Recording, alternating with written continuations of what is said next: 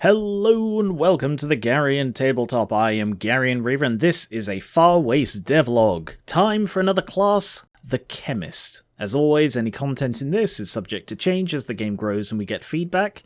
If you have any thoughts, don't hesitate to put them in the comments, or come and join us on the Garian Reaver Discord, linked in the description. Also linked is the Far Waste Lab, the work-in-progress rulebook that gets updated after each devlog. In the previous class video about the soldier, I outlined some stuff common to all classes. There are 7 classes planned, at least 3 subclasses each, max level 25 and no multiclassing. You pick your subclass at level 1, but there will be an optional level 0 for new players. At alternating level, all classes get honing, allowing you to improve stats. Lastly is a new thing, core growth. This ties into the MBS checks overhaul, which I will come back to when I've covered some interesting stuff first.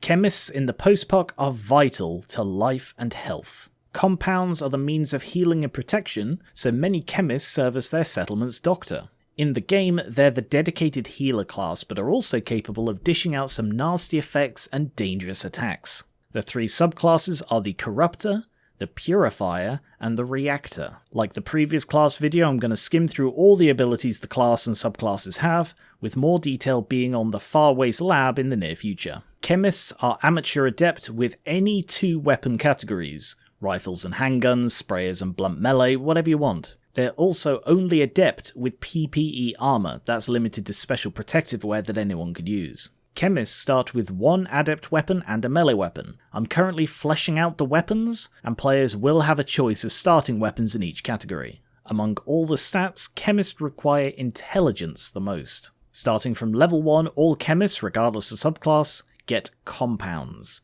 At this stage, they can produce a maximum of 6 compounds from known formulae. Compounds cover a wide range of purposes, mostly limited to helpful things like healing, temporary stat boost, temporary night vision, but they can also make sprayer ammo, which can be hard to find. At first level, chemists choose 4 formulae to learn.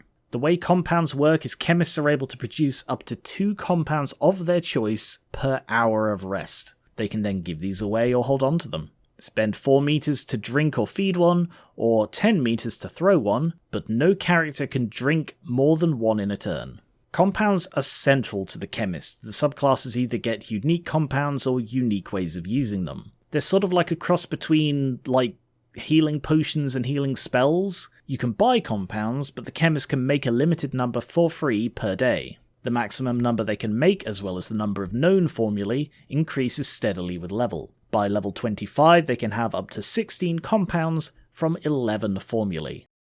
I thought we'd start with this subclass as it's a concept that's easy to understand. This is the healer among healers. While the other 2 subclasses do get healing compounds, the Purifier lifts them to an art form. They get do no harm. When they produce a beneficial compound that can't deal damage or be used as ammunition, in addition to its normal effects, it heals equal to their intelligence. Early on, they also get therapeutic, allowing them to cure status effects without a compound. Pure and safe, meaning they can spend a compound slot, effectively using any single compound they have, to clear food and drink of contaminants and poisons. Initially, it only works on 4 rations per slot, but this increases all the way up to 12. Self-medication is an automatic effect that triggers the first time a purifier is reduced below 25% of their maximum health. It immediately heals them. It is limited to once a day, but can be reset by spending a compound slot. In the mid-levels, the Purifier gets Polyfarm. This massively boosts their healing output, straight up doubling the healing effect on any creature injected with a special supplementary chemical.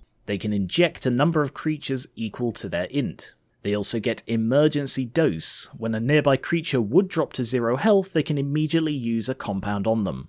Later levels continue to give them more compounds, more formulae, and increases Polyfarm to triple healing. Their big level 25 feature is Purifier, a unique compound formula that can only be produced once per day. When thrown, it covers an area, and its effect is determined by whether a creature within the area has their Polyfarm or not.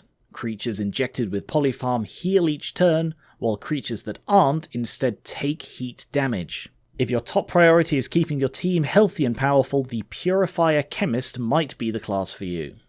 The Corruptor, however, is basically the opposite. They make use of radioactive ingredients to create horrific weapons and effects. At level 1, they get access to unique compound formulae that do things like radiation damage, paralyze, and other status effects. As they level up, they get dirty chemicals. When they produce a non-beneficial compound that can't be used as ammo, in addition to its normal effects, it deals radiation damage equal to their int. Before we go on, I'd better explain about radiation. Radiation is a damage type, like puncture or heat, but it's more than that. Radiation is a nasty hazard in the post-poc. It's insidious, lingering, and hard to be rid of. It's also everywhere.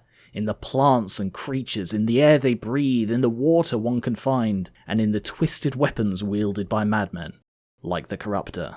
Characters have an irradiation meter as well as health. The meter starts at 0 and goes up to double their maximum health. When taking radiation damage from any source, after adjusting it for strengths, weaknesses, and armor, that damage is taken off their health as normal, but then gets added to their irradiation counting up. PPE armor has the best protection against radiation, but most armors can be improved to provide a little radiation protection. Unlike health, irradiation does not heal naturally. It can only be healed by restorative compounds. To represent the increasing effects of radiation sickness, you get cumulative debuffs when your irradiation rises above certain percentages of its maximum. At 20%, you have the grey on all skill checks, 40% the grey on all attacks. To remind you, the grey is when you roll 2 dice and use whichever is worse for you. At 50%, your current health cannot be above half your maximum health for any reason. 60% all MBS scores are reduced by 5. 80% you cannot make use of any genera or species features, it's corrupted you that much. And at 100% you die. These obviously get very nasty, and with how hard it is to reduce, this makes radiation a very dangerous weapon. For the Corruptor, they get to deal that as a bonus. Continuing the levels, they get Identify Contaminant. This gives them the glow on any check made to identify a contaminant or pollutant. Then there's Half-Life, the feature, not the game. This causes a Corruptor's irradiation to decrease by 1 per hour of rest. This is one of the few forms of passive irradiation healing in the entire game. If playing as a species immune to irradiation, however, such as robots or Gambarites are, they instead gain 1 res. And like the Purifier, they get more compound slots and formulae as they level up. In the mid-levels, they have infective compounds, making it harder to resist their debuff effects, and surface burn, causing additional rending from their dirty chemicals even if the target is immune to radiation damage. Speaking of which, dirty chemicals itself gets a couple of buffs, increasing all the way up to 3 times their int as radiation damage. Finally, they get the Corruption. Similar to Purifier, it is a unique compound limited to 1 per day. It also covers an area, but any creature within takes a lot of armor-piercing radiation damage each turn.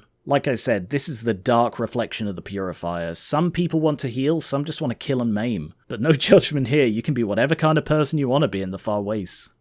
The idea of this one is sort of a combat healer geared towards explosives. Like the Corruptor, they also get unique formulae that are various kinds of grenades. Well, they're chemical compounds that produce grenade-like effects when they're thrown. At an early level, they get Chem Engine, a utility-based feature that allows them to make a portable temporary Tier 2 power source. I talked about power source tiers in DevLog 6, the robot genus video. You could argue this is mechanics instead of chemistry, but there's more than one way to power a light bulb.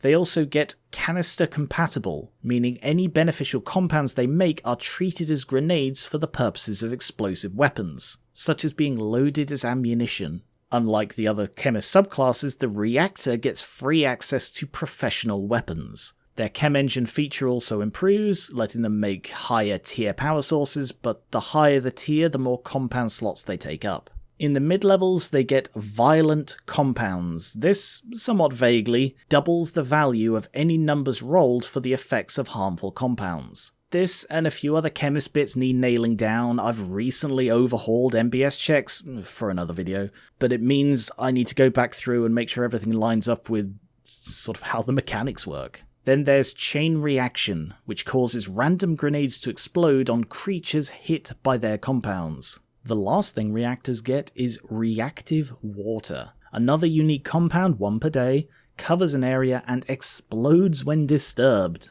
Standing still in the water is safe, but any movement causes more explosions. The reactor is probably the only chemist subclass that uses their compounds to supplement their other activities instead of the compounds being the main focus. Maybe they lean too hard into explosive weapons, but there's no rule saying the reactor has to be the one to fire them. They can easily partner with another player with a grenade launcher and act more as support. Compared to the soldier, the chemist is more involved. Where the soldier only has their guns, the chemist sort of makes their own tools. They're more complex, but the choice of compounds allows them to fit whatever shape they want. Buffs, healing, debuffs, explosives. It's the closest to a healer class, but that doesn't need to define them.